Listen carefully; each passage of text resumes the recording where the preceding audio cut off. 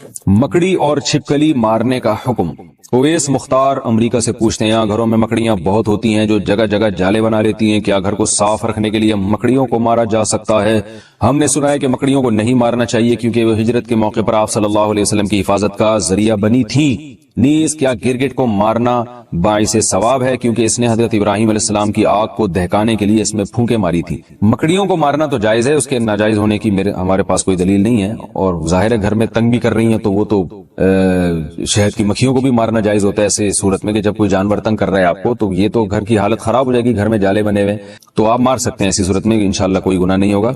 रहा ये मसला कि गिरगिट को मारना, तो सही मुस्लिम की हदीस है कि आप सल्लल्लाहु अलैहि वसल्लम ने फरमाया कि छिपकली के बारे में कि जब आग जलाई जा रही थी इब्राहिम अलैहिस्सलाम की, तो छिपकली उसमें फूंक मार रही थी और उस आग को भड़काने की कोशिश कर रही थी।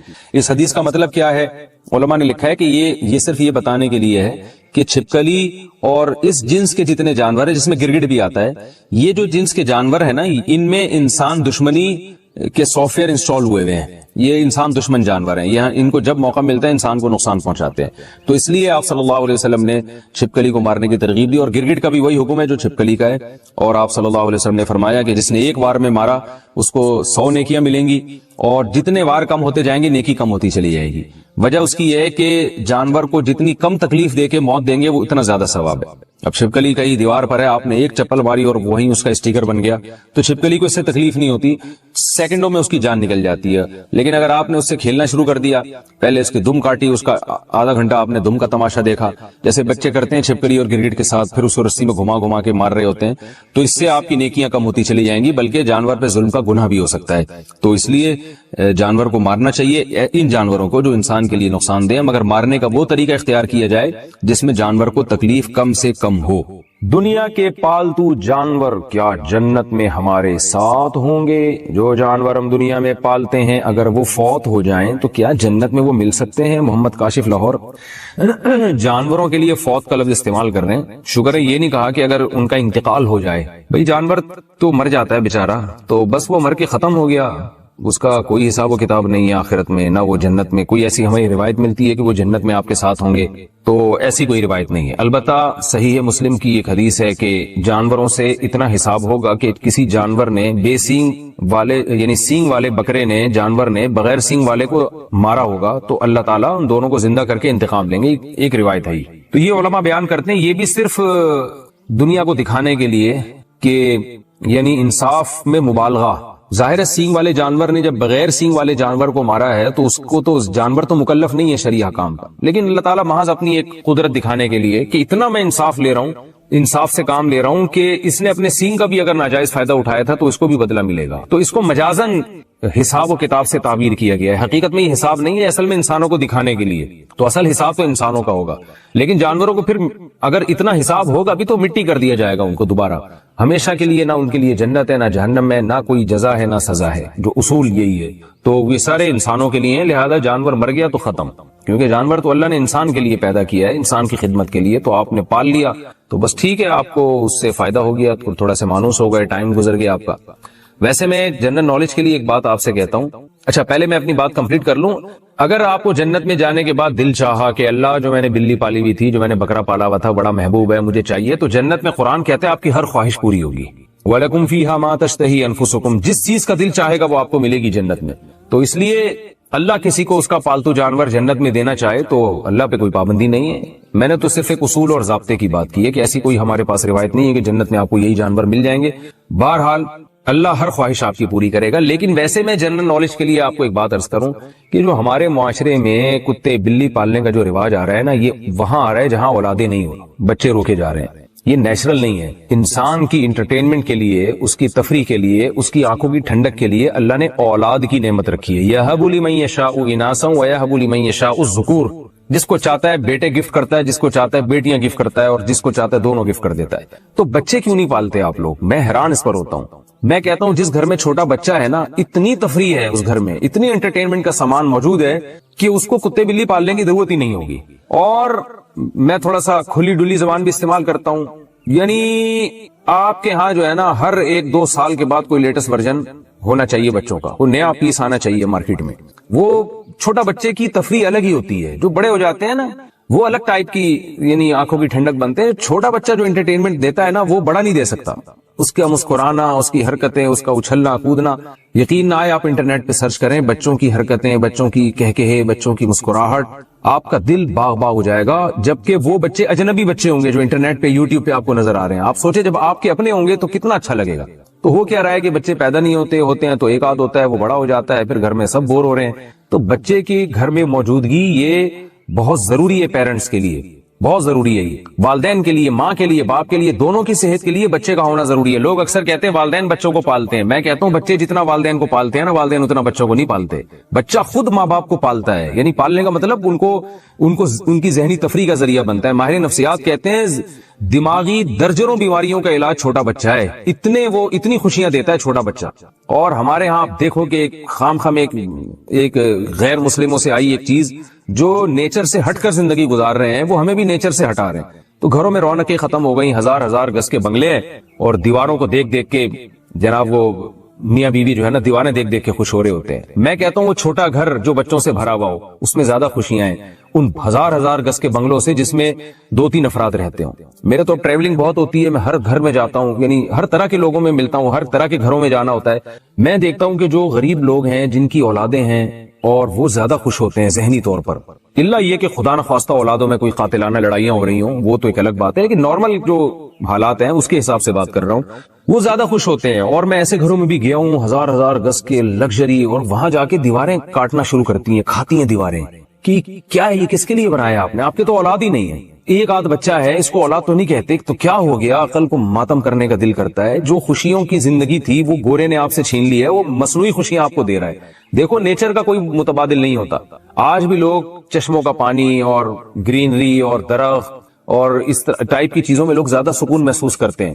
اگر بنگلے بناتے بھی ہیں تو اس میں کوشش کرتے ہیں پھول لگانے کی, گارڈن بنانے کی, اس لیے کہ جو اطمینان جو نیچر میں جو انسان کو روحانی سکون ملتا ہے وہ نیچر سے ہٹ کے نہیں ملتا. تو آپ پالیں, کتے پالنا تو جائز نہیں ہے ضرورت کے بغیر, آپ باقی جانور پالیں, لیکن پہلے آپ اپنے بچوں کو پالیں. بچوں کو آپ پالیں گے تو انشاءاللہ پھر یہ ضرورت نہیں رہے گی آپ کو ان چیزوں کی. پھر بھی اگر پالنا ہے تو میں کہتا ہوں پھر بکریاں پالیں, گائے پالیں, بھینس پالیں, اس کا فائدہ بھی تو حلال جانور پالیں نا. بلی کا کیا فائدہ ہوگا آپ کو, بلی تھوڑا سا انسیت کرے گی آپ سے, ٹھیک ہے جائز ہے بلی پالنا بھی, تھوڑی سی مانوس ہو جائے گی, لیکن اس کا قوم کو بھی کوئی فائدہ نہیں ہے, آپ کو بھی کوئی فائدہ نہیں, اس کے بالوں میں بیماریاں بھی ہوتی ہیں, تو قوم کو بھی فائدہ نہیں. قوم کو بھی فائدہ ہے حلال جانور پالنے میں, بکریاں, بھیڑ, گائے, بھینسیں یہ پالیں گے, دودھ فائدہ ہوگا, آرگینک دودھ ملے گا آپ کو, آرگینک گوشت ملے گا آپ کو, دیسی مرغیاں پالیں گے, آرگینک انڈا ملے گا آپ کو. انڈے مارکیٹ سے شارٹ ہوتے جا رہے ہیں آرگینک انڈے, اور جو آرگینک کے نام پہ مارکیٹ میں بک رہے ہیں ان کا بھی کوئی بھروسہ نہیں ہوتا کہ دیسی ہیں بھی کہ نہیں ہے. تو پتہ نہیں کیا ہو گیا لوگوں کو, ہم سمجھ میں نہیں آ رہا. پولیس کے ذریعے بھی کوشش کر لی ہے سمجھانے کی, پولیس والوں کی سمجھ میں نہیں آ رہا, تو کیسے آپ کی سمجھ میں آئے گا. تو جانور پالیں مگر وہ جانور جو فائدے مند ہیں. پیغمبروں نے بکریاں چرائی ہیں تو ہم بھی گوروں کو دیکھ کے کتے پال لیں. کتا ضرورت کی چیز ہے. اگر آپ کو گھر میں حفاظت کے لیے کتا رکھنا ہے تو آپ 10 دفعہ رکھیں, جب حفاظت نہیں ہے. کیا بلی کا جھوٹا کھا پی سکتے ہیں؟ بلی پالنا کیسا ہے؟ کیا بلی کا جھوٹا حلال ہے؟ اگر بلی نے گوشت یا دودھ میں منہ مار دیا تو اس کے استعمال کا کیا حکم ہے؟ موسیٰ جان ریاض سے حدیث میں آتا ہے نبی صلی اللہ علیہ وسلم نے بلی کا جھوٹے کو پاک قرار دیا ہے, اور اس کی وجہ یہ بیان کی فَإِنَّهَا مِنَ الطَّوَّافِينَ عَلَيْكُمْ, یہ تم پر بار بار چکر لگاتی ہے, یعنی گھریلو جانور ہے, اس سے بچنا بہت ممکن ہے. تو اس لیے فقہاء نے لکھا ہے کہ بلی کا جھوٹا پاک ہے, لیکن مکروہ بہرحال ہے. مکروہ اس لیے کہ درندوں کے جھوٹے ناپاک ہوتے ہیں, حرام جانوروں کا جھوٹا ناپاک ہوتا ہے, تو بلی بھی بہرحال ایک درندہ ہے. تو نبی نے جو گنجائش دی اس کی وجہ بتا دی کہ اس سے بچنا ممکن نہیں ہے, بہت مشکل ہے اس سے بچنا, بار بار گھروں میں آتی ہے, منہ لگا دیتی ہے کھانے پینے کی چیزوں کو. تو اس سے پتہ چلتا ہے کہ ضرورت کی وجہ سے اس کی اجازت دی گئی ہے. تو ضرورت کی وجہ سے جس چیز کی اجازت دی جائے تو اس میں یہی ہوتا ہے کہ احتیاط بہتر ہے. تو اگر بلی نے گوشت میں منہ مار دیا, پانی میں منہ مار دیا تو استعمال کر سکتے ہیں, لیکن اگر کوئی احتیاط پر عمل کرے تو بھی ٹھیک ہے, تو زیادہ اچھا ہے. تو اب ایسا نہ ہو جائے کہ بلیوں کو اتنا لفٹ کرائیں جیسے انگریزوں نے کتوں کو لفٹ کرایا ہوا ہے, کہ وہ اس کا جھوٹا باقاعدہ پراپر کھاتے ہیں, پیتے ہیں, اس کے زبان لگاتے ہیں, اس کی زبان, کتا ان کے منہ میں زبان لگا رہا ہوتا ہے, اوٹ پٹانگ حرکتیں کر رہے ہوتے ہیں, اللہ تعالیٰ ان کو ہدایت دے. تو کتے کا جھوٹا تو بالکل ہی ناپاک ہے. میرا مقصد بتانے کا یہ ہے کہ بلی کو پالیں آپ, لیکن اتنا لفٹ نہ کرائیں جتنا انگریزوں نے کتوں کو لفٹ کرایا ہے, کیونکہ ہے بہرحال درندہ, تھوڑا سا ریزرو رہیں اس سے, کھانے پینے کی چیزوں میں اس کو اپنے ساتھ شریک نہ کریں, فیملی ممبر نہ بنائیں آپ بلی کو. خواتین کے لیے نماز کا الگ کمرہ بنانا میں گھر میں رہتا ہوں, میرا ارادہ ہے کہ گھر میں خواتین کے لیے الگ سے نماز کے لیے کمرہ چھوڑوں گا, کیا یہ صحیح ہوگا؟ مشتاق احمد, مکہ مکرمہ سے. صحیح نہیں ہوگا بلکہ سنت ہے, یہ صرف صحیح نہیں ہے. نبی صلی اللہ علیہ وسلم نے حکم دیا ہے کہ اپنے گھروں میں بھی ایک مسجد بنایا کرو. مسجد کا مطلب ایک نماز کا, عبادت کا کمرہ الگ کر دو اس میں. کچھ دن پہلے میرا کسی جاننے والے کے ہاں جانا ہوا, بڑا گھر تھا ان کا, انہوں نے ماشاءاللہ ایک بڑا خوبصورت VIP کمرہ صرف نماز اور تلاوت کے لیے بنایا. اتنا پیارا کمرہ تھا, اس میں عود کی دھونی تھی, خوشبو تھی, اور بڑا ڈیکوریٹ کیا تھا اور بڑا اچھا لگ رہا تھا. ایسی جگہ پہ جا کے دل کر رہا تھا کہ یہاں ہم نماز پڑھیں. تو اگر اللہ نے وسعت دی ہے, بڑا گھر ہے, تو ایک کمرہ خاص نماز تلاوت کے لیے بنانا چاہیے. اور جو فقہاء نے اعتکاف کی اجازت دی ہے نا, وہ ایسے ہی کمرے میں دی ہے. لیکن آج گھروں میں ٹی وی لانچ ہوگا اور بیڈ روم ہوگا, ہر ضرورت کا کمرہ ہوگا, مہمانوں کا الگ کمرہ ہوگا, نماز روزے کا کوئی کمرہ نہیں ہوتا. تو یہ بہت غلط چیز ہے. ہاں, جس کا گھر چھوٹا ہو, کمرے ہی دو, وہ بیچارہ کیا کرے گا پھر. تو اس لیے اللہ نے اگر گنجائش دی ہے تو گھر میں نماز کے لیے, خاص طور پہ خواتین کے نماز کے لیے الگ کمرہ بنائیں. ہابی کے لیے کیٹ پالنا. میں نے سنا تھا کہ بلی پالنا سنت ہے, کیا شوق کے لیے بلی پال سکتے ہیں؟ بلی پالنا جائز عمل ہے, کیونکہ پاک جانور ہے, ناپاک نہیں ہے, اس کا تھوک بھی پاک ہے. لیکن ترغیبی عمل نہیں ہے یہ. ترغیب حلال جانوروں کی ہے, کیونکہ اس سے لوگوں کو فائدہ ہوتا ہے, خوراک سستی ہو جاتی ہے. مرغیاں پالیں گے, انڈے ملیں گے. حدیث میں آتا ہے مرغے کو برا مت کہو, کیونکہ وہ اذان کے لیے جگاتا ہے, نماز کے لیے جگاتا ہے. تو پھر انبیاء نے بکریاں چرائی ہیں, تمام پیغمبروں نے. تو اس لیے حلال جانوروں کے پالنے کو تو اپریشیٹ کیا جائے گا. حرام جانور بس آپ کا شوق ہے تو ٹھیک ہے, لیکن کوئی فضیلت نہیں ہے اس کی. کیا بلی کا جھوٹا کھا پی سکتے ہیں؟ بلی پالنا کیسا ہے؟ کیا بلی کا جھوٹا حلال ہے؟ اگر بلی نے گوشت یا دودھ میں منہ مار دیا تو اس کے استعمال کا کیا حکم ہے؟ موسیٰ جان ریاض سے. حدیث میں آتا ہے نبی صلی اللہ علیہ وسلم نے بلی کا جھوٹے کو پاک قرار دیا ہے, اور اس کی وجہ یہ بیان کی, فَإِنَّهَا مِنَ الطَّوَّافِينَ عَلَيْكُمْ, یہ تم پر بار بار چکر لگاتی ہے. یعنی گھریلو جانور ہے, اس سے بچنا بہت ممکن ہے. تو اس لیے فقہاء نے لکھا ہے کہ بلی کا جھوٹا پاک ہے, لیکن مکروہ بہرحال ہے. مکروہ اس لیے کہ درندوں کے جھوٹے ناپاک ہوتے ہیں, حرام جانوروں کا جھوٹا ناپاک ہوتا ہے. تو بلی بھی بہرحال ایک درندہ ہے. تو نبی نے جو گنجائش دی اس کی وجہ بتا دی کہ اس سے بچنا ممکن نہیں ہے, بہت مشکل ہے اس سے بچنا. بار بار گھروں میں آتی ہے, منہ لگا دیتی ہے کھانے پینے کی چیزوں کو. تو اس سے پتہ چلتا ہے کہ ضرورت کی وجہ سے اس کی اجازت دی گئی ہے. تو ضرورت کی وجہ سے جس چیز کی اجازت دی جائے تو اس میں یہی ہوتا ہے کہ احتیاط بہتر ہے. تو اگر بلی نے گوشت میں منہ مار دیا, پانی میں منہ مار دیا, تو استعمال کر سکتے ہیں. لیکن اگر کوئی احتیاط پر عمل کرے تو بھی ٹھیک ہے, تو زیادہ اچھا ہے. تو اب ایسا نہ ہو جائے کہ بلیوں کو اتنا لفٹ کرائیں جیسے انگریزوں نے کتوں کو لفٹ کرایا ہوا ہے, کہ وہ اس کا جھوٹا باقاعدہ پراپر کھاتے ہیں, پیتے ہیں, اس کے زبان لگاتے ہیں, اس کی زبان, کتا ان کے منہ میں زبان لگا رہا ہوتا ہے, اوٹ پٹانگ حرکتیں کر رہے ہوتے ہیں. اللہ تعالیٰ ان کو ہدایت دے.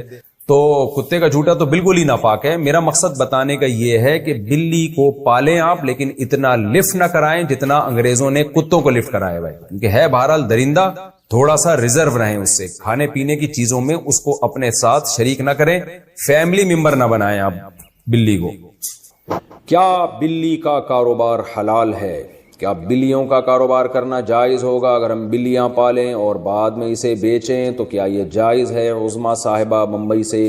دیکھیے, جائز تو ہے مگر مکروہ ناپسندیدہ ہے. نبی صلی اللہ علیہ وسلم نے بلی کے جو اجرت ہے, یعنی بلی کو آپ فروخت کر کے جو اس کا ثمن حاصل ہوتا ہے, اس کو آپ صلی اللہ علیہ وسلم نے اس کو ناجائز قرار دیا ہے. تو جمہور علماء وہاں جو کہتے ہیں کہ آپ صلی اللہ علیہ وسلم نے اس کو پسند نہیں کیا, اس سے مراد کراہت تنزیہی ہے, یعنی حرام. بعض علماء تو حرام ہونے کے قائل ہیں, لیکن جمہور علماء کہتے ہیں کہ وہاں مراد جو نبی نے منع کیا ہے, یعنی بلی کے جو قیمت ہے اس کو کھانے سے, تو یہ ممانعت حرام کے درجے میں نہیں ہے بلکہ کراہت تنزیہیہ کے درجے میں, دوسرے دلائل کی روشنی میں. اس کی وجہ ہے کہ بلی کا جھوٹا حلال ہے, جھوٹا پاک ہے بلی کا, تو وہ ناپاک جانور نہیں ہے, تو اس لیے اس کے ناجائز ہونے کی اور کوئی وجہ نہیں ہے. البتہ اس حدیث کی روشنی میں بعض علماء کہتے ہیں کہ حرام ہے, لیکن جمہور علماء کہتے ہیں کہ مکروہ تنزیہی ہے. مکروہ تنزیہی کا مطلب ہوتا ہے اوائڈ کرنا, بچنا بہتر ہے.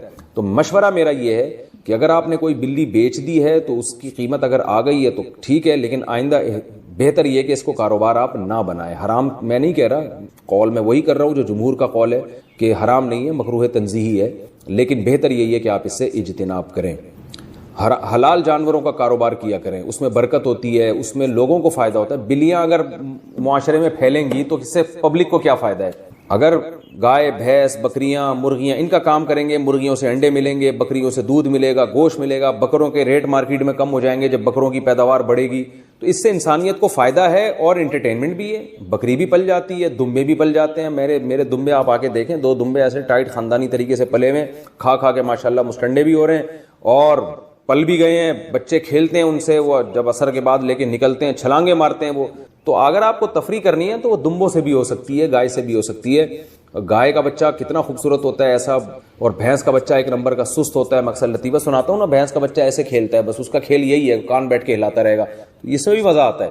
اور گائے کا بچہ ذرا اچھل کودتا ہے, بکری کا بچہ اور اچھل کود مچاتا ہے, ایسا خوش ہوتا ہے جب آپ اس کو اس کے پنجرے سے باہر نکالیں نا, ایسی چھلانگے مارتا ہے. تو حلال جانور پالیں. یہ کتے بلی جو ہے نا, یہ مناسب نہیں ہے پالنا. یعنی کاروبار کرنا, پل جائے بلی تو ٹھیک ہے, کوئی ممانعت نہیں ہے, لیکن یہ کہ کاروبار ہی اگر کرنا ہے تو ان چیزوں کا کریں جن کے گوشت میں, جن کے انڈوں میں, جن کے دودھ میں اللہ نے برکت رکھی ہے. آپ صلی اللہ علیہ وسلم نے فرمایا, مرغے کو برا مت کہو, لا تسبوا الدیک فإنہ یؤذن للصلاۃ, وہ اذان کے لیے جگاتا ہے, وہ نماز کے لیے جگاتا ہے تمہیں. تو یہ برکت والے جانور ہیں, حلال جانور. یہ بھائی دولہا ہے عثمان کلیم بل کلیم اللہ دولہا تشریف. وعلیکم السلام. ماشاءاللہ. دلہن کا نام سمیہ بٹ بنت محمد جاوید بٹ. 50,000 روپے مہر. دلہن کے وکیل کون ہے بھائی؟ جناب 50,000 مہر میں آپ نے اجازت دی کہ میں سمیہ بٹ بنت محمد جاوید بٹ کا نکاح عثمان کلیم بل کلیم اللہ سے کروں, اجازت ہے؟ تشریف رکھیں. الحمدللہ نحمده ونستعینه ونستغفره ونؤمن به ونتوکل علیہ ونعوذ باللہ من شرور انفسنا ومن سیئات اعمالنا من يهده الله فلا مضل له ومن يضلله فلا هادي له ونشهد ان لا اله الا الله وحده لا شريك له ونشهد ان سيدنا وحبيبنا وشفيعنا وسندنا محمدا عبده ورسوله صلى الله تعالى عليه وعلى آله وأصحابه وبارك وسلم تسليما كثيرا كثيرا. أما بعد فأعوذ بالله من الشيطان الرجيم. بسم الله الرحمن الرحيم. يا أيها الناس اتقوا ربكم الذي خلقكم من نفس واحدة وخلق منها زوجها وبث منهما رجالا كثيرا ونساء واتقوا الله الذي تساءلون به والأرحام إن الله كان عليكم رقيبا. وقال تعالى يا أيها الذين آمنوا اتقوا الله وقولوا قولا سديدا يصلح لكم أعمالكم ويغفر لكم ذنوبكم ومن يطع الله ورسوله فقد فاز فوزا عظيما. وقال النبي صلى الله عليه وسلم النكاح من سنتي وقال فمن رغب عن سنتي فليس مني. وقال النبي صلى الله عليه وسلم تزوجوا الودود الولود فإني مباهي بكم الأمم. وقال النبي صلی اللہ علیہ وسلم تزوجوا ولا تكونوا كرهبان النصارى. جناب عثمان کلیم والکلیم اللہ, میں نے 50,000 روپے مہر میں آپ کا نکاح سمیہ بٹ بنت محمد جاوید بٹ سے کیا. آپ نے اس نکاح کو قبول کیا؟ زور سے تھوڑا سا. جزاک اللہ. دعا کریں جی اللہ تعالیٰ برکت دے. الحمدللہ رب العالمین والعاقبۃ للمتقین والصلاۃ والسلام علی رسول الکریم وعلی آلہ وصحبہ اجمعین. اے اللہ اس نکاح کو اپنے دربار میں قبول فرما, اس کی برکتیں زوجین کو تادم حیات نصیب فرما. آپس کے اختلاف و انتشار سے, لڑائی جھگڑوں سے, ہر قسم کے شر فساد سے اللہ ان دونوں کی ہمیشہ کے لیے حفاظت فرما. اے اللہ اس نکاح کو دونوں کے خاندانوں میں جوڑ کا ذریعہ بنا, محبت الفت کا ذریعہ بنا. جس کی جو جائز مراد ہو اس کی مراد کو پورا فرما. ربنا آتنا فی الدنیا حسنۃ وفی الآخرۃ حسنۃ وقنا عذاب النار. صلی اللہ تعالی علی خیر خلقہ محمد وعلی آلہ وصحبہ اجمعین برحمتک یا ارحم الراحمین. اللہ تعالیٰ بہت مبارک کرے. اتنی سی بات تھی یار, دیکھو اتنی سی بات تھی, اس کو کیا بنایا ہوا تھا. 2 منٹ کا کام ہے, اس کو پتہ نہیں کیا بنایا ہوا ہے. لوگ کہتے ہیں صرف اتنی سی بات تھوڑی ہے, آگے کتنے بڑے بڑے مسائل ہیں. یہ بھی بکواس ہے بالکل. لوگ کہتے ہیں اتنی سی بات نہیں, آگے بھائی وہ بھائی شادی بچوں کا کھیل نہیں ہے بھائی, آگے ابے کچھ بھی نہیں ہے. ادھر رہ رہی تھی, وہاں بھی کھا پی رہی تھی, ٹرانسفر ہو کے کدھر آ جائے گی؟ ادھر آ جائے گی. اب اگر یہاں قحط پڑا ہوا ہے خدا نخواستہ, تو پھر تو بڑے مسئلے ہیں کہ قحط پڑا ہوا تھا, ہمیں کھانے کو نہیں مل رہا تھا, بھوکے مر رہے تھے, ایک اور آ گئی. اور اگر قحط نہیں پڑا ہوا, بارشیں ہو رہی ہیں, اتنا مل رہا ہے کہ کھا رہے ہو, تو یار ادھر سے ادھر آ گئی, اور فائدہ تمہیں کتنا ہو رہا ہے. تو اس کو بنا لو, او بھائی ایسے کر کے نا فضول باتیں کر رہے ہوتے ہیں. یہ دنیا پرست لوگ جو ہے نا, جن کے پاس دین نہیں ہے, خدا کی قسم ان کو دنیا میں عذاب ملتا ہے, آخرت تو بعد میں. ان کی دنیا عذاب میں ہوتی ہے. ہر چیز کو بہت بڑا بناتے ہیں یہ. بھائی پہلے ابا کے گھر رہ رہی تھی, تمہیں پسند تھی, تبھی تو شادی قبول خوشی سے کی ہے نا. ہاں تو خوشی سے قبول کیا ہے. تو ہم یہ تھوڑی کہہ رہے ہیں کوئی بھی کسی کو بھی قبول, جو اچھی لگ رہی ہے بھائی گرل فرینڈ نہیں بناؤ, فون پہ گپ شے نہیں مارو. اچھی لگ رہی ہے پیغام میں جو قبول ہو جائے ٹھیک ہے, نہیں ہے تو کہیں اور ٹرائی مارو. قبول ہو جائے, وہاں سے رہی تھی ادھر آ جائے گی. اب اگر تمہارے گھر میں قحط پڑا ہوا ہے مر رہے ہو بھوک سے تو بھائی پھر مسئلہ ہے کہ پہلے 4 آدمی بھوکے مر رہے تھے، ایک 5ویں آ گئی. اگر ایسا نہیں ہے یار تو 2 روٹی زیادہ پک جائے گی، کیا خیال ہے؟ وہاں بھی کھا رہی ہے ادھر بھی کھا لے گی، ادھر ابا کا بھی تو خرچہ ہو ہی رہا تھا نا کچھ، تو تمہارا ہو جائے گا. لوگ کہتے ہیں یہ تھوڑی پھر بچے بھی تو ہوں گے بھائی، اس طرح نا لوگوں کا حصہ ہے. اور بھائی یہ نیچرل پروسیس ہے، یہ صرف انسانوں کے بچے نہیں ہوتے، ہر مخلوق کے ہوتے ہیں. تو ان کا لائف اسٹائل کہیں بھی چینج نہیں ہوتا ذرا سا بھی. اب جیسے پرندے ہیں گھونسلہ بناتے ہیں، انڈے بھی ہو جاتے ہیں، بچے بھی ہو جاتے ہیں، تو ان کی کوئی اسٹائل چینج نہیں ہوتا، لیونگ اسٹینڈرڈ کوئی بدلتا نہیں ہے. پہلے اپنا کھا رہے تھے، اب ذرا تھوڑی اسٹرگل کر کے بچوں کا بھی لے آتے ہیں، اور جو خدا پہلے ان کا پیٹ بھر رہا تھا بچوں کو بھی دینا شروع کر دیتا ہے. گھونسلہ بنانے کا طریقہ بھی بتا دیتا ہے ان کو، بھئی ایسے بنانا ہے. تو انسانوں کے ساتھ بھی، انسانوں پہ کم بختی کیوں آئی ہوئی ہے؟ اس لیے کہ انسان اپنی کھوپڑی کو ضرورت سے زیادہ استعمال کرتا ہے اور اللہ سے آگے نکلنے کی کوشش کرتا ہے، اس لیے برباد ہوتا ہے. تو اللہ سے آگے مت نکلو میرے بھائی، فطرت سے آگے مت نکلو. تو بچہ پیدا ہوگا تو اور خوشی کی بات ہے، پھر بھی ٹینشن کی بات نہیں ہے. چلو یار گھر میں ایک کھلونا مل رہا ہے آپ کو. گورے کتے پالتے ہیں، بندر پالتے ہیں، ان کا بھی تو خرچہ ہوتا ہے کہ نہیں ہوتا؟ کتا فری میں پلتا ہے کیا؟ بندر فری میں پلتے ہیں. جب وہ اس پہ خرچہ کر سکتے ہیں، تمہاری تو اولاد ہے بھائی، بندروں سے اچھی ہے، کتوں سے اچھی ہے یہ اولاد. یہ تمہیں انٹرٹینمنٹ کا ذریعہ ہے، اور اللہ پیدا کرتے ہی ماں کی چھاتیوں میں دودھ پیدا کر دے گا کہ تیری ٹینشن نہیں ہے، یہ میری ٹینشن ہے. اللہ کہے گا یہ ٹینشن کس کی ہے؟ یہ میری ہے. تو جس نے اتنا کیا آگے بھی کر لے گا وہ. تو اسی سوچ میں ہمارے 16 ہو گئے الحمدللہ، پھر بھی ہم خوش ہیں. 4 بیویاں ہو گئی، 16 ہو گئے. آپ کے سامنے الحمدللہ نظر آ رہا ہوں میں. ایک خاتون نے طنز کیا ہوا تھا، یہ تو خوش ہیں، آگے گھر کے حالات کیا ہے وہ تو بتا نہیں رہی ہے. ابے خاتون نے لکھا، لوگ لبرل لوگ بولتے ہیں نا بچے ہوں گے تو ٹینشن ہے، بیویاں او بھائی ایسے کر کے جیسے پتہ نہیں کیا ہو جائے گا، پروگرام تو بڑھ جائے گا. لوگ یہ سمجھ رہے ہوتے ہیں. میں 20 سال پہلے بھی یہی تقریریں اسی اسٹائل سے کرتا تھا. کوئی ٹینشن نہیں ہے، بناؤ گے تو بہت بڑی ٹینشن ہے، بناؤ گے نہیں تو کچھ بھی نہیں ہے. یہ جیسے شریعت نے کہا کرتے چلے جاؤ، لائف کو انجوائے کرو، خوشی والی زندگی ملے گی تمہیں. تھوڑی بہت ٹینشن تو وہ تو نیچر کا حصہ ہے یار. وہ تو جو کما رہے ہیں ان کو کم ہے کیا؟ ان کے تو اور الگ کے ٹائم، ان کے عشق معاش کے چلتے رہتے ہیں، پھر وہ ناکام ہوتے ہیں، وہ زیادہ ڈپریشن میں جاتے ہیں. تو میں 20 سال پہلے بھی یہی بات کرتا تھا کہ بھائی کچھ بھی نہیں ہے، نیچرل ہے. شادیاں بھی ہو گئی، بچے بھی ہو گئے، ابھی بھی آپ کے سامنے کوئی ٹینشن میں نظر آ رہا ہوں میں. اللہ بچا کے رکھے ہمیں. تو کسی خاتون، میں نے ایسا ہی کوئی بیان کیا موٹیویٹ کرنے کے لیے کہ تمہارے سامنے میں نے جو 20 سال پہلے جو دعوے کیے تھے نا، جو لوگ جانتے ہیں، آج وہ الحمدللہ نظر بھی آ رہے ہیں کہ نہ بچوں سے ٹینشن ختم ہوتی ہے، بیویوں سے ٹینشن ختم ہوتی ہے، بڑھتی نہیں ہے. ٹینشن ختم کرنے کا سب سے بڑا ذریعہ بیوی اور بچے. ہاں وہ سوکنوں کے آپس کے ہوتے ہیں، وہ تو ہر گھر میں تھوڑے بہت، تو جہاں بھی کوئی نعمت ملے گی تو تھوڑے بہت سائڈ افیکٹ ہوتے ہیں. کوئی بھی میڈیسن ہوتی ہے، کچھ نہ کچھ لکھا ہوتا ہے نا، سر چکرا سکتا ہے. لیکن اس چکر میں آدمی میڈیسن لینا چھوڑ دے کہ سر بھی چکرا سکتا ہے، تو ابے نہیں کھائے گا تو کیا کیا چکرائے گا؟ صحیح ہے نا، پھر تو پورا ہی گھومے گا. تو جم جاتے ہو، اس کے بھی کچھ سائڈ افیکٹ ہیں. تھوڑی دیر کی تھکاوٹ ہوتی ہے، مصیبت اٹھاتا ہے انسان، لیکن اس کے فائدے کیا ہیں ان ٹینشنوں سے زیادہ؟ جاگنگ کرتے اس کی بھی ٹینشن ہوتی ہے، بھاگنا پڑتا ہے، سانس پھولتا ہے، ہو سکتا ہے کسی دن گر جاؤ چکرا کے، لیکن فائدے رزلٹ کیا ہے؟ وہ بہت سی ٹینشنوں سے آپ کو جاگنگ روک لیتی ہے. تو ایسے ہی شادی کی کچھ ٹینشنیں ہیں، لیکن وہ ٹینشنیں آپ کو نیچرل لائف دے دیکھتی ہیں اور بڑی ٹینشنوں سے روک لیتی ہیں. ورنہ نیچرل لائف نہیں ملتی آپ کو. وہی گوروں والا حساب ہوتا ہے. کتے وتے پال کے، بندر پال کے، نیٹ پہ دیکھو کسی نے بندر پالے ہوئے، کسی نے کتے پالے ہوئے ہیں، تو کتے پال کے بھی ان پہ خرچ کر رہے ہو.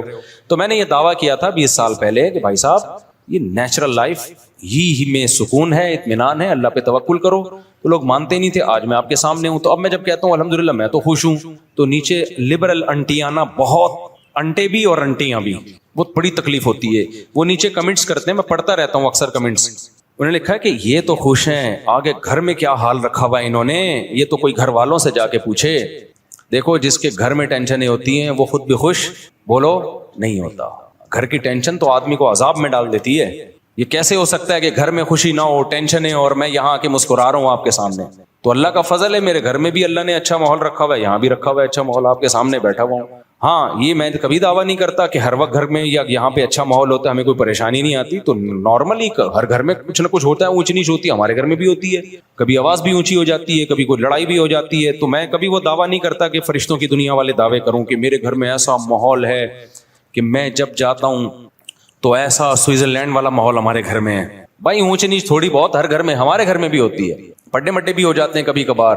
جہاں گوشت کھاؤ گے، خوراک کھاؤ گے، روٹی کھاؤ گے تو طاقت تو آئے گی نا. وہاں اختلاف بھی ہوگا، ہو سکتا ہے کبھی آواز اونچی ہو کے گھر سے باہر چلی جائے، کبھی کوئی جھگڑا ہو جائے، کبھی پھٹا ہو. یہ نارمل ہے، نیچرل ہے یہ تو. لیکن اللہ نے عافیت کا معاملہ کیا ہوا ہے. جو خوشیاں ایک آدمی کو ملتی ہیں جس کے بیوی بچے ہوں, جس کا خاندان ہو, جس کو ہندی میں پریوار کہتے ہیں. میں وہاں جاتا ہوں نا جدہ ودہ, ادھر انڈین بہت ملتے ہیں, تو ان کی سے ہندی بھی سیکھنے کو مل رہی ہے. آپ کا پریوار ہو, آپ کا ایک نیچرل لائف ہو, آپ اللہ پہ توکل کرو, ان کو کھلاؤ جتنا اللہ نے دیا ہے. نہیں ہے تو بولو صبر کر, ہم بھی پاپے کھائیں گے آج, تم بھی کیا کھاؤ گے, پاپے کھاؤ گے, بس ایسے ہی رہو. تو بچے بھی انسان کے بچے بنیں گے, تو اس سے آدمی کو خوشی ملتی ہے, صحت اچھی ہوتی ہے, برائیوں سے بچتا ہے. وہ برائیوں میں وقتی خوشیاں ہیں. حقیقت زانی تو خوش رہ ہی نہیں سکتا, یہ بتا دوں میں آپ کو. جو زنا کرنے والا ہے نا, کیونکہ دیکھو اللہ نے تمہارے اندر طاقت رکھی ہے, نکاح میں نہیں آؤ گے تو کہیں اور جاؤ گے. یہ پراٹھے کہیں نہ کہیں تو پھٹیں گے جا کے, کیا خیال ہے بھائی, یہ کہیں نہ کہیں تو نکلیں گے جا کے, گند میں نکلیں گے جا کے. تو گند میں وقتی سکون ہے, حقیقت میں سکون نہیں ہے. سب سے پہلی بات, زنا کرنے والے کی گھریلو زندگی برباد ہو جاتی ہے. بار بار کہتا ہوں, اس کو بیوی سے محبت ہی نہیں رہتی. روزانہ اس نے نئے نئے چہرے دیکھ دیکھ کے نا اس کو اپنا پرانا مال اچھا نہیں لگتا. پاک دامنی سے جو زندگی گزارتا ہے اس کو اپنی بیوی ہی اچھی لگتی ہے, کیونکہ ادھر ادھر گند میں منہ نہیں مار رہا ہوتا. تو یہ کتنی اچھی بات ہے یار, جو آپ کے لیے ہے وہ آپ کو اچھی لگے, اور کیا چاہیے یار تمہیں, صحیح ہے نا. آپ کو اپنے ابا اچھے لگ رہے ہیں, پڑوسی کے ابا اچھے نہیں لگ رہے, کوئی مسئلہ نہیں ہے, لیکن لگ پڑوسی کے ابا رہے, اپنے والے اچھے نہیں لگ رہے, ڈپریشن میں جاؤ گے. آپ کو اپنی اماں اچھی نہیں لگ رہی, دوسرے کی اماں اچھی لگ رہی ہے, ٹینشن میں جاؤ گے, ماحول خراب ہوگا. اور اپنی اچھی لگ رہی ہے, دوسرے کی اچھی, دوسرے کی نہ لگے کوئی مسئلہ نہیں ہے. اپنی اولاد اچھی نہیں لگ رہی, دوسرے کے بچے اچھے لگ رہے ہیں, ٹینشن میں جاؤ گے کہ نہیں جاؤ گے. اور اپنی اگر اچھی لگ رہی ہے تو یہ بھائی اپنی ہے اور اچھی بھی لگ رہی ہے تو اور بڑی نعمت ہے. تو اسی طرح دوسروں کی بیویاں اچھی لگ رہی ہیں, اپنی لگ نہیں رہی, ڈپریشن. دوسروں کی تو دیکھ ہی نہیں رہے گا, اچھی لگنے نہ لگنے کا آپشن ہی ختم کر دیا, اپنی ہی کو دیکھ رہے ہو, وہی اچھی لگے گی. چونکہ دوسرا کوئی آپشن آپ کے پاس ہے نہیں, تو ٹینشن بڑھے گی یا ختم ہوگی, ختم ہوگی اس سے. تو اس لیے اللہ میاں نے جو بولا ہے نا, جلدی شادی کرو, زیادہ بیویاں کرو, زیادہ بچے پیدا کرو, اللہ کی بات مان لو. اللہ تیری عقل ہم سے زیادہ ہے, ہم بے وقوف ہیں, ہم فیملی پلاننگ والوں کی باتوں میں بولو نہیں آئی. اللہ میاں جو کہہ رہے ہیں. اور پھر آگے بڑھاپا بھی ہے, اس میں یہ اولاد سہارا بنے گی تمہارے لیے. میں تمہارے سامنے لوگوں کے دکھڑے سناؤں نا, جن کے 2 بچے ہیں, پیسہ بہت ہے. ابھی ایک واقعہ سامنے آیا, کیونکہ پرانا واقعہ سامنے تو پہلے آیا, لیکن پرانا ہے, اب سنانے میں وہ لوگ ہائی لائٹ نہیں ہوں گے جن کی بات ہو رہی ہے, ان کی غیبت نہیں ہوگی.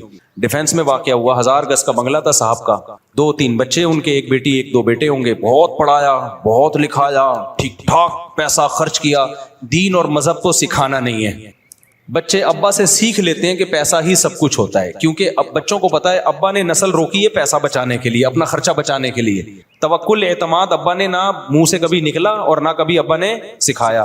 تو اٹ مینس پیسہ ہی سب کچھ ہے. بچہ جیسی ہوش سنبھالتا ہے نا, وہ ابا سے کیا پیغام سیکھتا ہے کہ ابا مزید بہن بھائی نہیں آنے دے رہے, کیونکہ وہ چاہ رہے ہیں کہ اسٹینڈرڈ, لیونگ اسٹینڈرڈ بڑا ہائی فائی اسٹینڈرڈ ہونا چاہیے. توکل شوکل کچھ بھی نہیں ہوتا. بچوں کو مولویوں کے پاس بیٹھنے سے روکا, تبلیغ میں جانے سے روکا.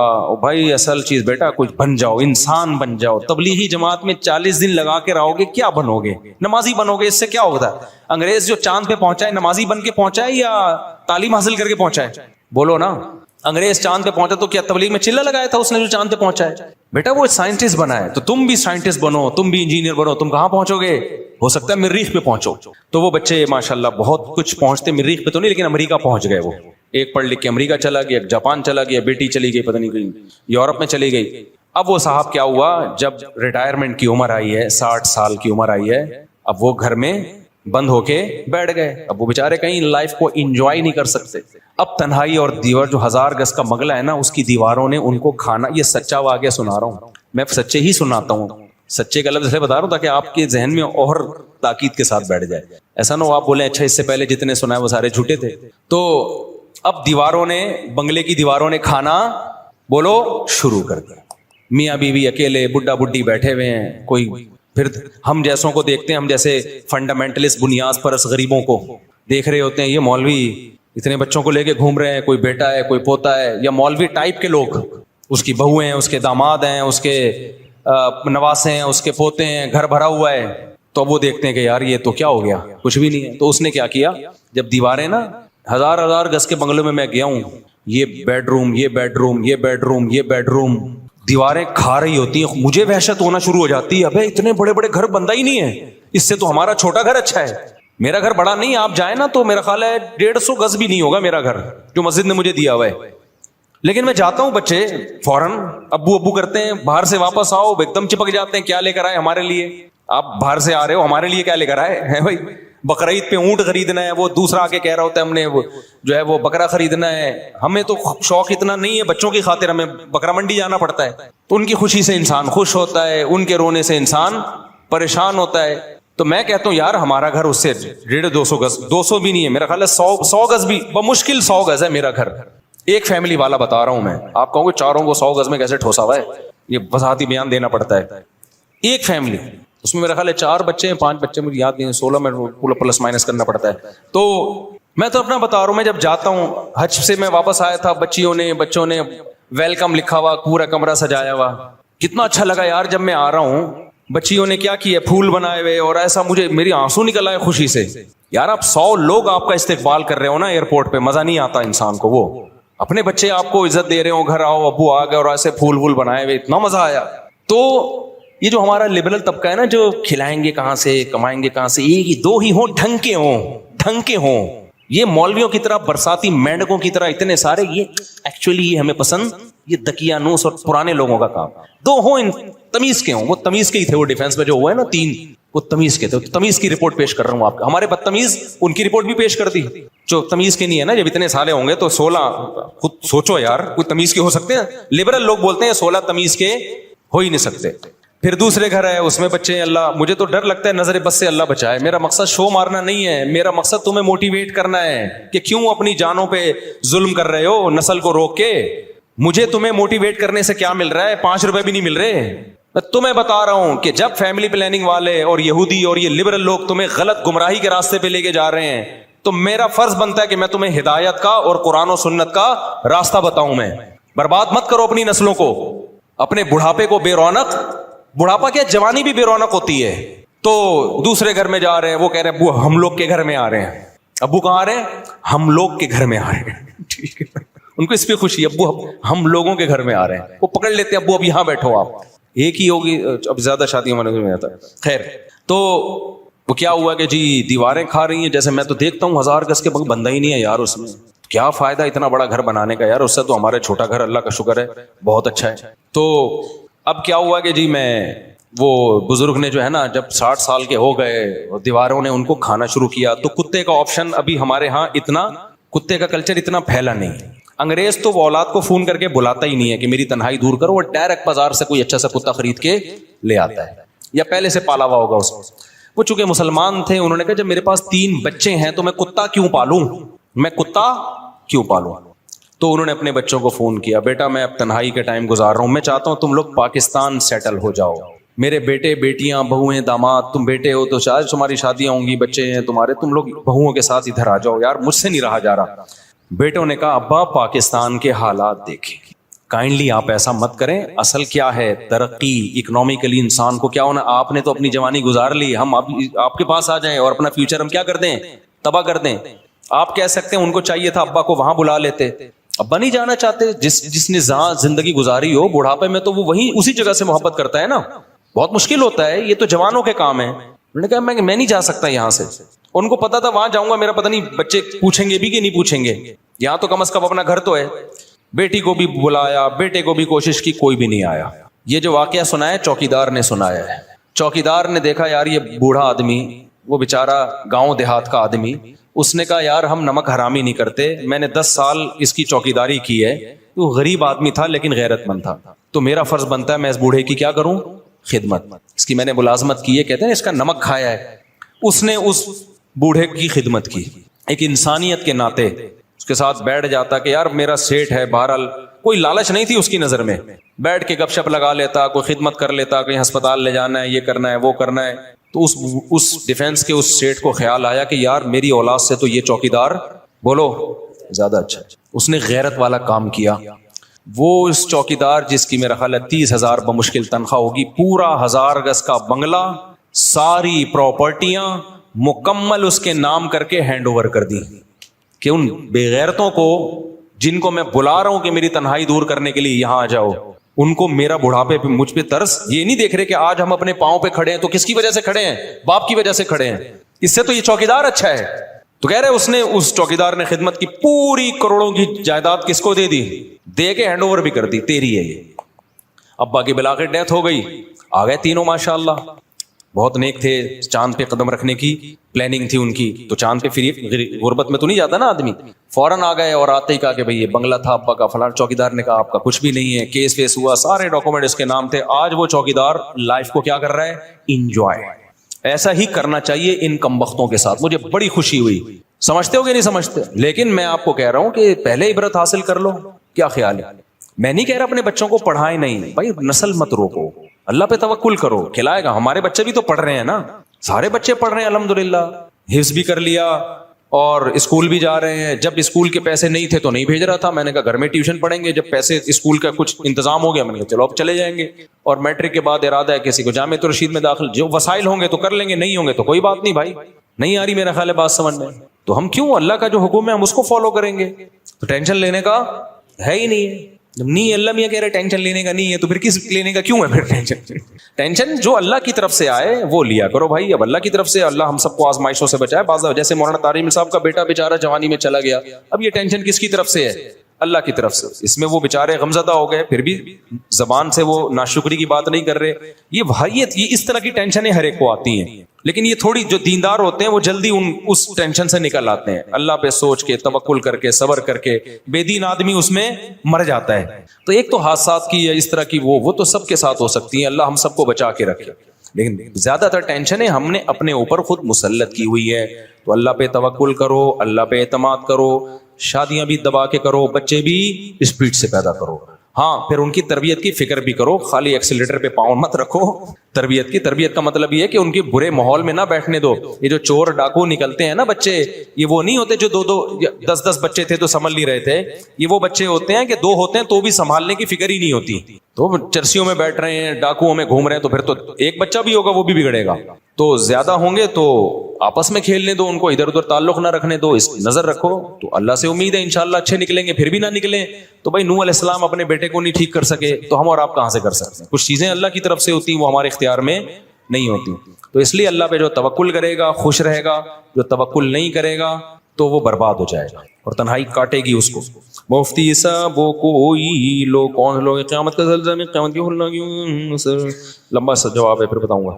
مفتی صاحب اس سوال کا جواب برائے مہربانی پورا دیں تاکہ آخرت کی تیاری کر سکوں. اللہ قیامت میں اہل ایمان سے کیا سوالات کریں گے؟ بھائی ہر سوال ہوگا.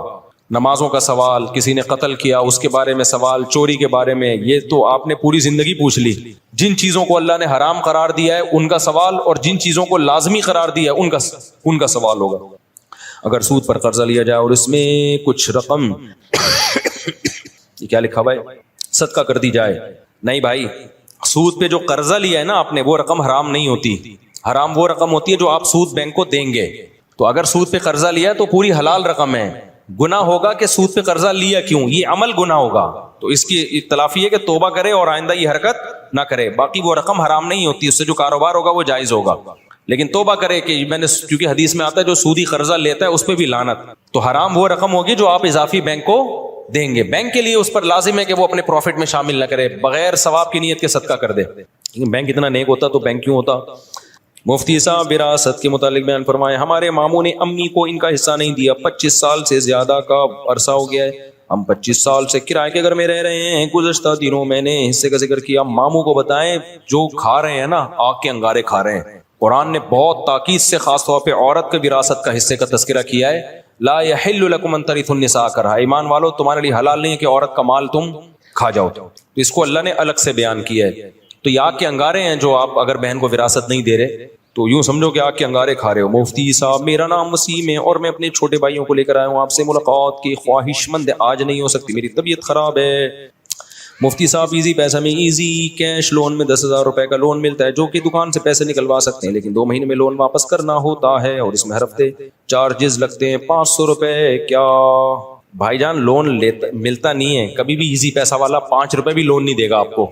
لون کا نام اس کا لون کا ہے, وہ لون نہیں ہوتا. وہ یہ ہوتا ہے کہ آپ نے کے پاس پیسے نہیں ہیں, آپ نے ایک پیکج لے لیا کہ ہمیں 100 کالز کے یونٹ کچھ دے دو ہمیں, جو 500 روپے میں آتے ہیں. تو وہ 500 روپے میں جتنے یونٹ بنتے ہیں نا, وہ آپ کو چارجز زیادہ لگا کے 300 وہ اتنے دیتے ہیں جتنے 300 میں آتے ہیں. اس کو وہ لون کے لفظ سے تعبیر کرتے ہیں. تو وہ لون نہیں ہوتا. پیسے تھوڑی لے رہے ہو آپ ایزی پیسے والوں سے, نہیں یہ بات سمجھ، اس کو لون کہتے ہیں، حقیقت میں وہ لون نہیں ہوتا، وہ ایسے ہے کہ کیش پہ کسی چیز کی قیمت زیادہ ہوتی ہے اور کریڈٹ پہ کس چیز کی قیمت زیادہ ہوتی ہے، کیش پہ کم ہوتی ہے. وہ کہتے ہیں ایڈوانس میں آپ اگر کالز کے یونٹ ہم سے خریدنا چاہتے ہو تو ہم مہنگے دیں گے، اور اگر کیش میں دینا چاہتے ہو تو یونٹ ہم آپ کو سستے دیں گے. تو کتنے مہنگے دیں گے؟ تو ان کی تعبیر وہ یوں کرتے ہیں کہ 300 کی کالیں آپ کو جو مل رہی ہیں وہ اتنی 500 کی کالیں آپ کو جو مل رہی ہیں وہ اتنے کی مل رہی ہیں جتنی 300 میں نارملی ملتے. تو وہ کہتے ہیں ہم نے آپ کو 300 کا لون دے دیا یا 500 کا لون دے دیا. تو وہ لون نہیں ہے. ہاں آپ جو ایزی پیسہ میں اکاؤنٹ کھلواتے ہیں اور پیسے جمع کراتے ہیں، اس پیسوں پہ آپ کو اگر کوئی الگ سے پیسہ ملتا ہے یا کالز کی سہولت ملتی ہے تو وہ سود ہے، کیونکہ وہ پورے پیسے آپ بعد میں واپس لے لیتے ہو. تو اس قرض پہ آپ نے کیا کیا؟ ایک اضافی فائدہ حاصل کیا، وہ پھر سود میں آتا ہے. السلام علیکم مفتی صاحب، موبائل یا کال فون کا انشورنس کرانا کیسا ہے؟ جائز نہیں ہے. اپنے اختیار سے انشورنس کروانا جائز نہیں ہے. جہاں گورنمنٹ کا لا ہو تو وہاں آپ کی مجبوری ہے. پھر ٹھیک ہے جلدی سے. میرا میرا 8 بچے، میرا گھر کرائے، بھائی پیسے نہیں مانگا کرو. مفتی صاحب دور میں پیدا ہوئے ہیں، یہاں پر میں دل سے دعا کرتا ہوں اللہ آپ کے مالی وسائل دور کر، مالی وسائل پیدا کرے. ہر جگہ فتنہ اور آزمائش ہے، دین پہ چلنا مشکل ہوتا ہے. تبلیغ جماعت میں ٹائم لگاؤ. تبلیغ جماعت میں جب تک ایک قربانی نہیں دو گے نا، گھر سے نکل کے ماحول چینج نہیں کرو گے، اس وقت تک انسان کا بچہ بننا بڑا مشکل ہے. اللہ پاک نے فرمایا کہ ہم اپنی نبی کے دل پر قرآن اتارا تو پھر حضرت جبریل کے آنے کی کیا ضرورت تھی؟ تو جبریل ہی وہی لے کر آئے، نبی کے دل پہ اتارا. اللہ نے یہ تو نہیں کہا کہ میں نے ڈائریکٹ اتارا ہے، اللہ نے کہا جبریل کے ذریعے میں نے دل پہ اتار دیا. تو جبریل کے دل پہ آنا کیا اس میں کیا اشکال ہے؟ آپ کہاں لانا چاہتے تھے جبریل علیہ السلام کو؟ ایک اشکال ہے، اگر ہمارے نبی صلی اللہ علیہ وسلم کی ایک سے زیادہ یعنی 4 بیٹیاں تھیں تو پھر فضائل اور تاریخ میں صرف فاطمہ ان کی اولاد کا ذکر کیوں ہے؟ یہ بالکل غلط ہے. ساری تاریخی کتابوں میں نبی کی 4 بیٹیوں کا تذکرہ ہے. خود شیعہ لوگوں کی اپنی کتابوں میں نبی کی 4 بیٹیوں کا تذکرہ ہے. ویسے بھی قرآن کے الفاظ دیکھو، یا ایھا النبی قل لازواجک و بناتک، سورہ حجاب میں اے نبی اپنی بیویوں سے بھی کہتے ہیں اور اپنی بیٹیوں سے بھی کہتے ہیں. تو اگر ایک بیٹی ہوتی تو اللہ بیٹیوں کا لفظ استعمال کرتا، اور پیچھے ازواجکا کے لفظ میں بتایا کہ جیسے بیویوں سے نبی کی بیویاں مراد ہے تو بیٹیوں سے بھی نبی کی بیٹیاں. اب کوئی کہہ سکتا ہے امت کی بیٹیاں مراد ہیں، تو امت کی بیٹیوں کا آگے الگ سے تذکرہ کیا اللہ نے. قل لازواجک و بناتک و نساء المؤمنین، اور مسلمان عورتوں سے بھی کہتے ہیں. اتنی واضح آیت کے بعد بھی کوئی کہے کہ نبی کی ایک بیٹی ہے تو یہ تو قرآن کی آیت کا منکر ہو گیا سیدھا سیدھا. پورا سوال پڑھیں. مفتی صاحب علماء کہتے ہیں کہ پینٹ شرٹ پہننا جائز ہے، لیکن بہتر نہیں. سوال یہ کہ ہم 24 گھنٹے جو چیزیں استعمال کرتے ہیں، سواری کرتے ہیں، موبائل کرتے ہیں، بھائی جو چیزیں ہم استعمال کرتے ہیں ان کا کلچر سے تعلق نہیں ہے، ضرورت سے تعلق ہے. لباس کا تعلق ہوتا ہے کلچر سے، کلچر سے تعلق ہے. تو کلچر میں غیروں کے کلچر کو اپنے کلچر پہ ترجیح دینا بعض صورتوں میں ناجائز ہے، بعض صورتوں میں خلاف ہے. ہم پینٹ شرٹ کو حرام نہیں کہتے، ہم کہتے ہیں افضل یہ کہ اپنے لباس کو پہنو. اس کا کلچر، موبائل کا کلچر سے تعلق تھوڑی ہے، اس کا تو ضرور سے تعلق ہے. آپ سے سوال پوچھنے کا خواہش مند ہوں. میرا ایک دوست ہے جس کا انتقال ہو چکا ہے، وہ ایک ہفتے سے میرے خواب میں نظر آتا ہے. اس کی تعبیر میں جاننا چاہوں. بھائی آنے دو، کچھ نہیں ہوتا میرے بھائی، میں خوابوں کی تعبیریں نہیں بتاتا.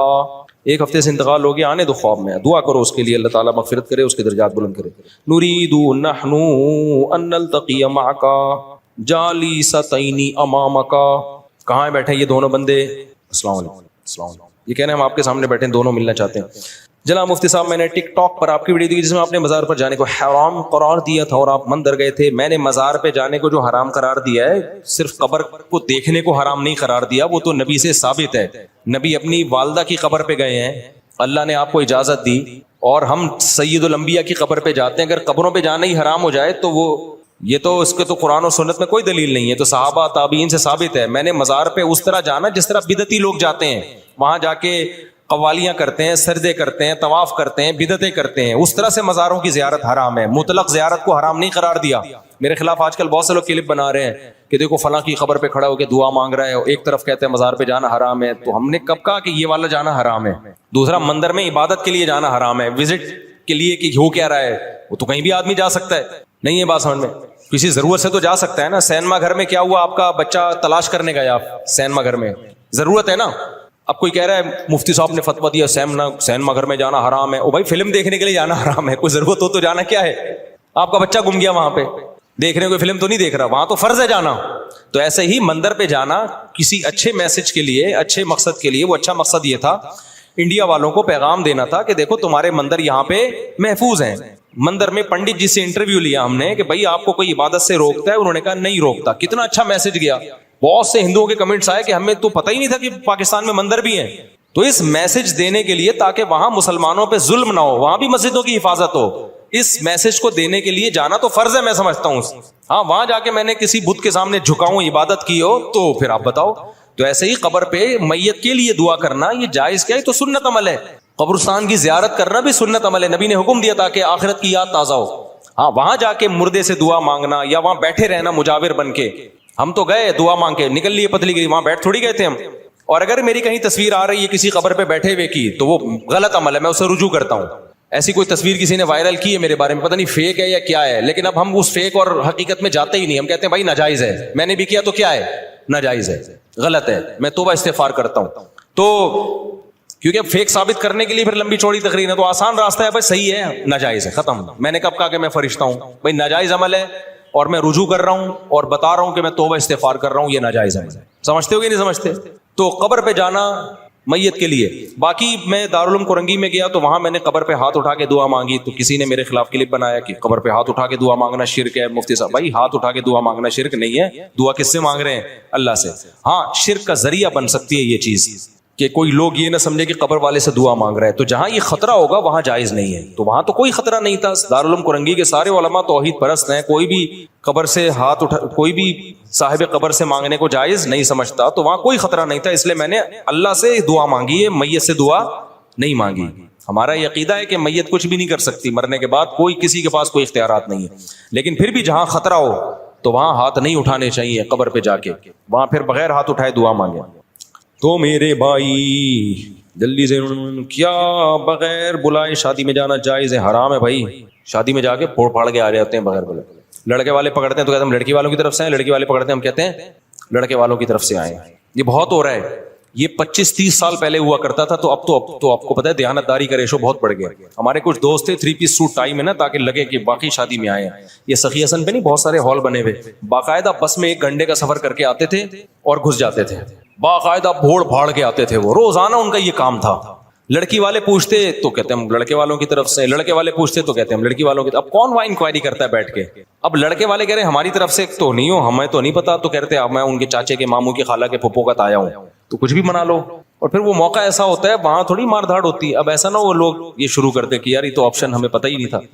تو یہ حرام ہے بھائی, ناجائز ہے. مفتی صاحب مکہ میں ہم نماز کے بعد جنازہ ہوتا ہے تو مرد تو پڑھتے ہیں, ساتھ میں عورتیں بھی پڑھتی ہیں, کیا درست ہے؟ پڑھنا چاہیے عورتوں کو بھی بھائی.